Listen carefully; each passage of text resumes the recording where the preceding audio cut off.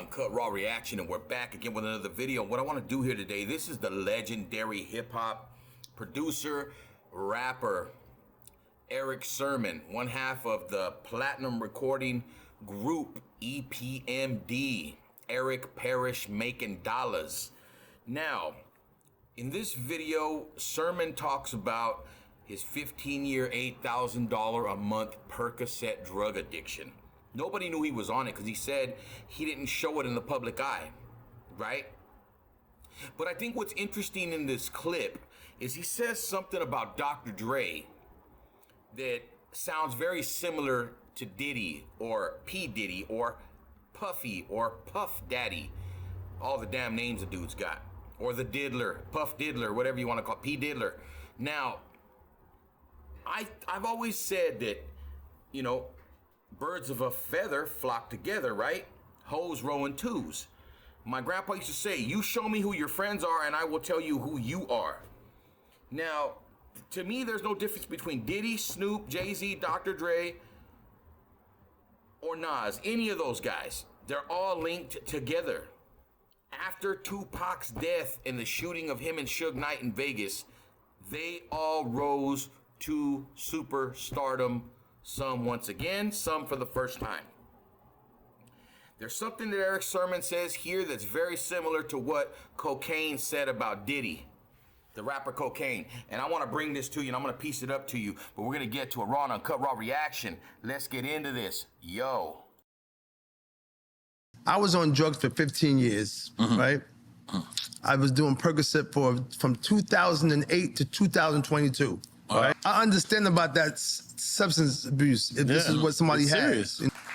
I understand about that substance abuse. If this substance abuse. If this is, I understand about that substance abuse. If this is what somebody has. You know, I can tell FN to he blue in the face to go get help.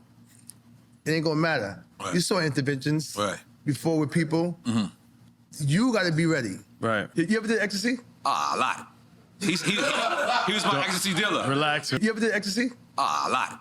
He was my ecstasy dealer. Relax. He was my ecstasy dealer. Relax. He was my ecstasy dealer. Relax. Ecstasy is the birth of drink champs. He was my ecstasy dealer. Relax. That's the birth of drink champs. Yeah, it's my ecstasy dealer. Yeah, now we get. Now that euphoria you get. It's so crazy how nowadays people are just so out in the open with what they say about their personal lives, right? And I'm not talking about Erick Sermon. I'm not talking about him. I'm talking about Nori talking about, this is my ecstasy dealer over here. Like, what the hell? Yeah, this is the birth of drink champs. Like, what the hell are you guys talking about? Let's get back into this because it's going to get real good right now. Let's go. Let's go. Oh, I tell you the ecstasy story. We want to get into it. Let's go. I tell you the ecstasy story. We want to get into it. Let's go. No. I just helped the guy get to you. Oh, I tell you the ecstasy story. We want to get into it. Let's go. The Century Club in LA. So now, I don't know nothing about this. It's me, Dre, Exhibit, a few other people. Get ready, Dre, Exhibit, a few other people. Get ready, Exhibit, a few other people. Get ready to go out, right? It's a girl who introduced it to you. No, Dr. Dre did. Dr. Dre? No, Dr. Dre did. Dr. Dre is the first person who gave you ecstasy. It's a girl who introduced it to you. No, Dr. Dre did. Dr. Dre is the first person who gave you ecstasy. No, Dr. Dre did. Dr. Dre did. Dr. Dre did. Dr. Dre is the first person who gave you ecstasy. It's a girl who introduced it to you. No, Dr. Dre did. Dr. Dre is the first person who gave you ecstasy. Let's make some noise with Dr. Dre. I don't make a joke. I could have died. Let me shut the It's crazy because again, I don't even know if he remembered this story. But such and such Century Club we going to. He pops the trunk, go underneath the tire, pass out pills to everybody. He's about to remember it now. But anyway, Century Club we going to. He pops the trunk, go underneath the tire, pass out pills to everybody. He pops the trunk, go underneath the tire, pass out pills to everybody. Pass out pills to everybody. Don't forget, I got no instructions. By the way, I want to be at this party so bad. Continue. So you guys caught that, right?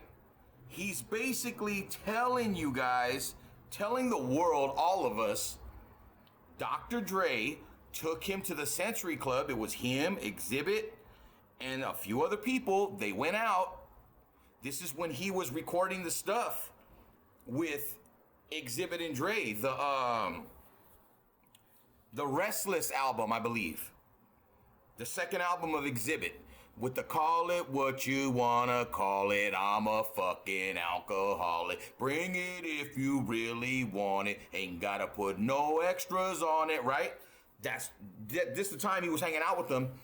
And he just told everybody what Dre did. Took him to the Century Club, opened the trunk, popped the little lid where the spare tire goes, and got pills and handed them to everybody.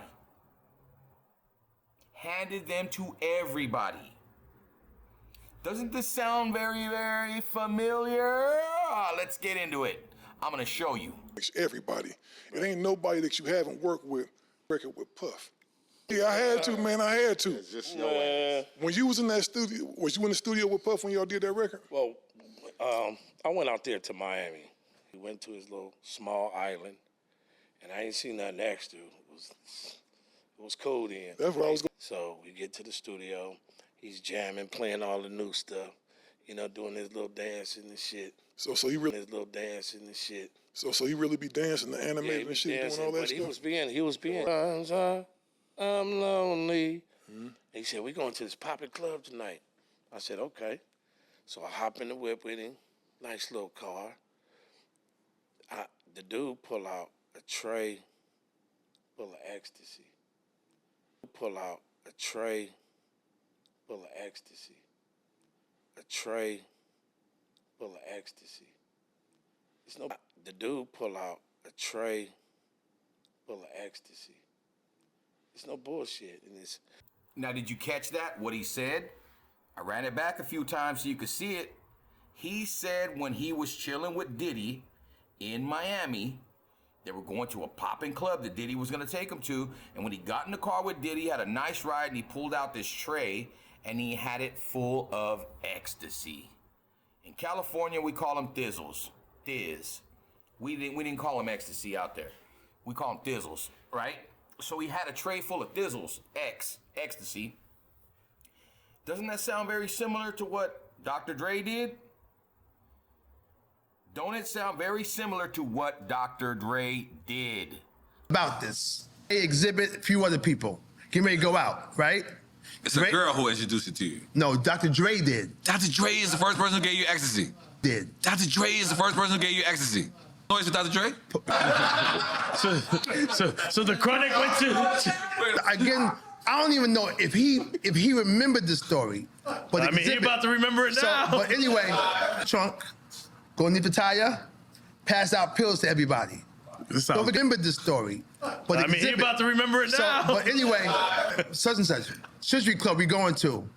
He pops the trunk, go underneath the tire, pass out pills to everybody. Don't forget, I got no instructions. By the way, you see, all these cats, Jay-Z, Diddy, Snoop, Dr. Dre, all these guys were doing the same shit. Dre just stopped a little bit, right? And Diddy kept on with it. All these guys have done rotten shit in the goddamn industry. They've taken advantage of so many people. To me, this is proof. This is proof that they were all doing the same shit. Probably still doing it, just more discreet and more, you know, more on the unders. You feel me? But the proof is in the pudding. What do you guys think? Diddy and Dre, they seem like the same type of dude to me. Yo, Raw and Uncut, Raw Reaction. Thank you for watching, liking, sharing, subscribing.